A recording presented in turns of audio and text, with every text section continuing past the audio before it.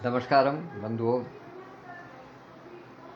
करचरण कृतं वा कायजं कर्मजं वा श्रवणनयनजं वा मानसं वा पराधं विहितमविहितं वा सर्वमेतत्क्षमस्व। जय जय करुणाब्धे श्री महादेव शंभो। जय जय करुणाब्धे श्री महादेव शंभो। कर्पूर गौरम करुणावतारम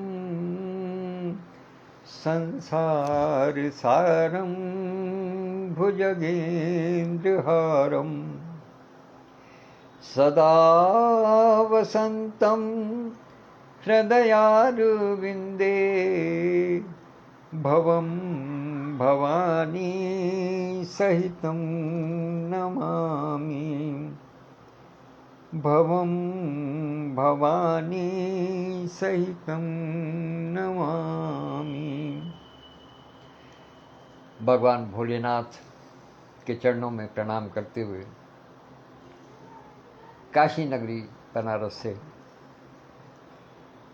आनंदम में आनंद लेते हुए मैं अपने सभी परिजनों की सुख स्वास्थ्य और संपन्नता की कामना करता हूँ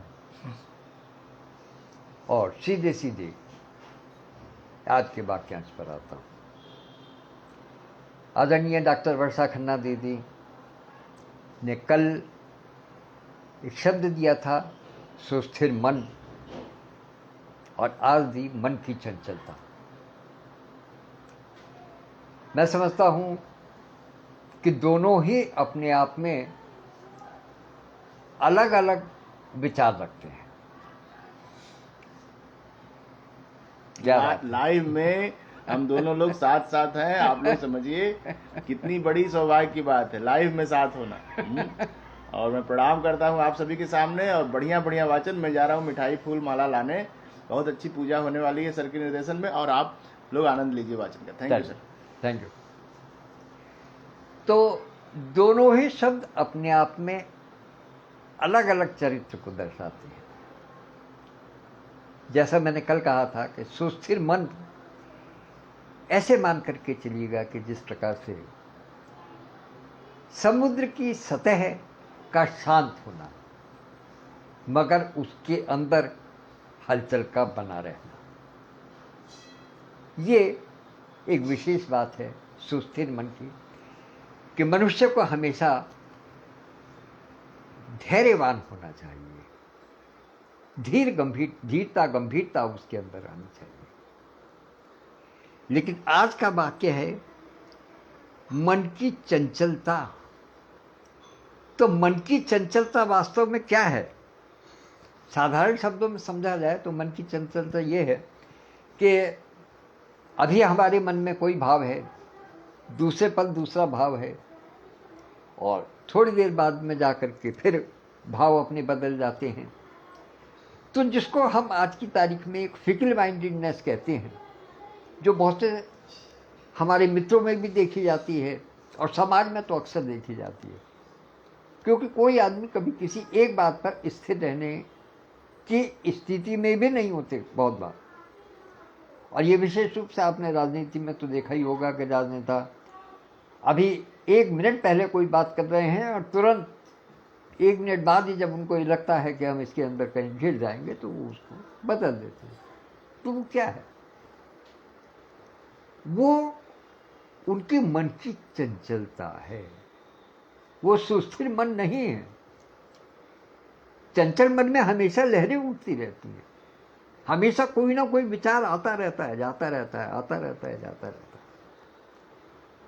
अब मैं आपको बताता हूं कि ये तो स्वभावगत है।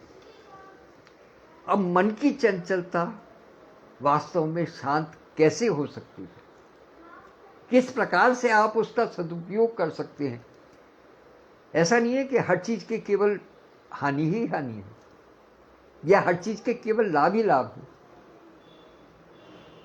किसी भी क्रिया से, किसी भी काम से कहीं लाभ है तो कहीं हानि है। मन की चंचलता को से यदि लाभ लेना है तो हमेशा जाना पड़ेगा गुरु की शरण। जो गुरु होता है वो आपकी मन की चंचलता को भी एक हथियार के रूप में, एक शस्त्र के रूप में प्रयोग करता है, और आपको उस शस्त्र के माध्यम से ही आपको उद्देश्य तक पहुंचा देता है, आपको लक्ष्य की प्राप्ति करा देता है। इसका मैं आपको बहुत सरल उदाहरण देता हूं। आपने भी हो सकता है सुना हो या नहीं सुना हो, लेकिन पौराणिक ग्रंथों में इस प्रकार की कथा मिलती है कि एक बार कोई व्यक्ति था, वो जब मरने के बाद में स्वर्ग पहुंचा तो उसकी इच्छा ये रही कि वो बार बार मानव जन्म प्राप्त करता रहे। कर्म उसके निश्चित रूप से अच्छे थे, लेकिन बार बार मानव योनि प्राप्त होना ये अपने आप में बहुत आसान नहीं होता, क्योंकि मनुष्य कुछ ना कुछ कर्म इधर उधर ऐसे वैसे करता रहता है, और कुछ नहीं तो कम से कम अपने अंत समय में ही कोई ऐसी इच्छा उसके मन में आ जाती है कि वो फिर किसी दूसरी योनि में पहुंचता है। तो इस प्रकार की बात थी। तो उसको ये इच्छा हुई कि नहीं, मुझे तो मानव योनि ही चाहिए, मैं मानव योनि ही चाहता हूं फिर से। तो जो चित्रगुप्त जी थे उन्होंने उनको बताया कि भाई अभी जो आपके कर्म हैं वो इस प्रकार के हैं कि आपको पुनः मानव योनि को प्राप्त करने के लिए जो 84 लाख योनियां हैं जो निर्मित हैं ईश्वर के द्वारा सृष्टि में, उनसे होकर के आपको गुजरना होगा, तब आपको मानव योनि प्राप्त हो सकती है। अब वो तो चकरा गया। वो इस बात को अपने मन में मंथन करने लगा कि क्या तरीका हो कि मैं 84 लाख योनियों से मतलब इनसे बचूं और मुझे तुरंत मानव योनि प्राप्त हो जाए। बहुत लोगों से मिला, बातचीत की, नहीं समझ में आया। अचानक चलते चलते उनको नारद जी मिल गए। नारद जी तो आप जानते हैं हर प्रकार की समस्या का समाधान करने वाले गुरु स्वरूप हैं। नारद जी मिले, उसने नारद जी के सामने भी ये समस्या रखी कि मैं मानव योनि चाहता हूं, लेकिन चित्रगुप्त जी का आदेश है कि आपको 84 लाख योनियों में एक बार गुजरना होगा, तब आपको मानव योनि मिल सकती है। मैं क्या करूं, मेरा कुछ मार्गदर्शन कीजिए। तो नारद जी ने कहा कि चलिए ठीक है, मैं आपकी इस समस्या का हल कर सकता हूं, लेकिन उसके लिए आपको एक काम करना पड़ेगा। उसने कहा बताओ क्या करना। कहने लगे आप एक सीख लें और जमीन पर उससे जितनी 84 लाख योनियां हैं उन सबके नाम लिख दीजिएगा। एक निर्दिष्ट स्थान के अंदर आप उस जमीन पर, उस धरती पर 84 लाख योनियों के नाम लिख दीजिएगा। कहने लगे फिर क्या होगा? यूं कि फिर बाद में बताऊंगा, पहले इतना काम कर लो। मैं कहा ठीक है। उसने सारी योनियों के नाम लिख दिए। तब नारद जी ने कहा कि अब आप नंगे बदन होकर के और इस मिट्टी में लौट जाइएगा, और इस प्रकार से लौटिएगा कि जितने में आपने लिखा है उसकी रज आपके शरीर को लग जाए।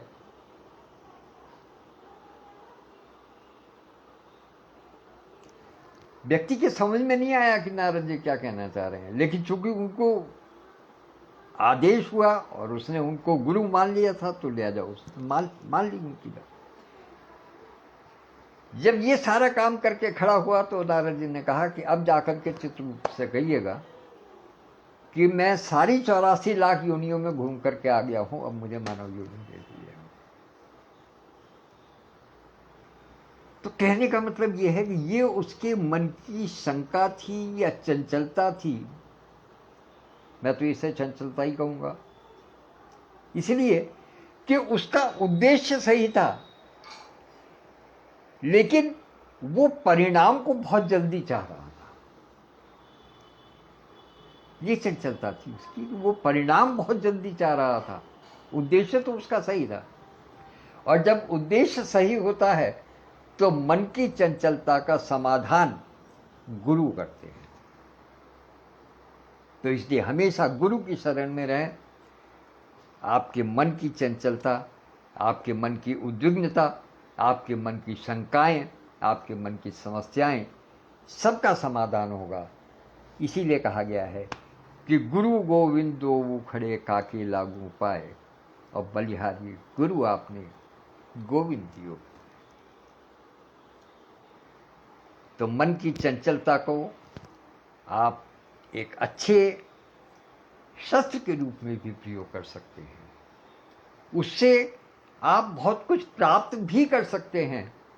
मन की चंचलता से केवल और केवल हानि ही नहीं होती, कुछ लाभ भी होता है।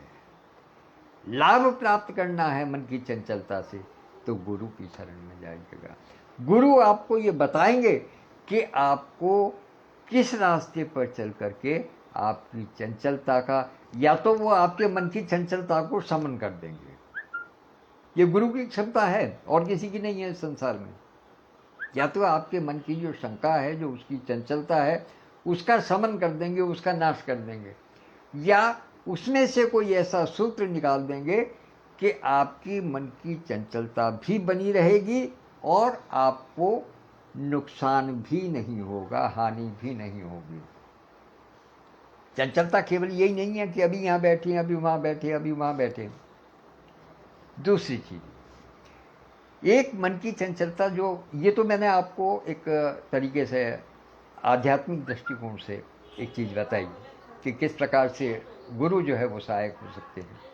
अब मैं आपको एक चीज़ और बताता हूँ जो बिल्कुल व्यावहारिक है, जो सभी बड़ी आसानी से समझ भी सकते हैं और देख भी सकते हैं। मान लिया मैं जैसे इस समय यहाँ बैठा हुआ हूँ, मेरे मन में ये इच्छा हुई कि मैं यहाँ से उठ करके किसी दूसरे स्थान पर जाऊँ, तो मुझे इस बात का पता होना चाहिए, या कहूँ कि मैं इस चीज़ के लिए जवाबदेह जरूर रहना चाहूँगा कि मैं यहाँ से उठकर क्यों जाना चाहता हूँ। एक कलम है, मेज पर रखा हुआ है, मैंने उसको इस स्थान से उठा करके दूसरे स्थान पर रख दिया, तो उसके पीछे कारण मेरे मन में होना चाहिए कि यदि कोई मेरे से पूछ ले, यदि कोई मेरे से जवाब के लिए कहे कि आखिर आपने ऐसा क्यों किया, तो मेरे पास उसका जवाब होना चाहिए, और उसका तर्क संगत और न्यायोचित जवाब होना चाहिए। ये नहीं है कि आदमी ये कह करके हट जाए कि मेरी मर्जी। भाई मर्जी का क्या मतलब है? आखिर आपने पेन एक स्थान से हटा करके दूसरे स्थान पर रखा है, तो आपको ये तो कहना ही पड़ेगा कि मैंने पेन का स्थान क्यों बदला। आप कहेंगे वहां से मेरी पहुंच में नहीं था, या उस अमुक स्थान पर उसकी आवश्यकता नहीं थी, या मैं यहां से उठ करके दूसरी जगह जा रहा हूं तो वहां मुझे किसी से मिलना है, वहां कोई मेरी प्रतीक्षा कर रहा है? या वहां पर मुझे किसी के साथ में जाकर के विचार विमर्श करना है। तो ये तो हमें बताना पड़ेगा। यदि ये हम नहीं बता पाते तो फिर वो मन की चंचलता नहीं है, उसमें सात्विकता नहीं है, उसके अंदर किसी प्रकार का कोई लाभ नहीं होना है। फिर जिस चीज़ के आप जवाबदेह नहीं होना चाहते, जिसका जवाब आप नहीं देना चाहते, या जिसका जवाब देने के लिए आपको परेशान होना पड़ता है, वो मन की चंचलता नुकसानदायक है। इसलिए वो नहीं होनी चाहिए। जो भी करें शांति के साथ में सारे काम निपटाते चले जाएं, सारे काम करते चले जाएं।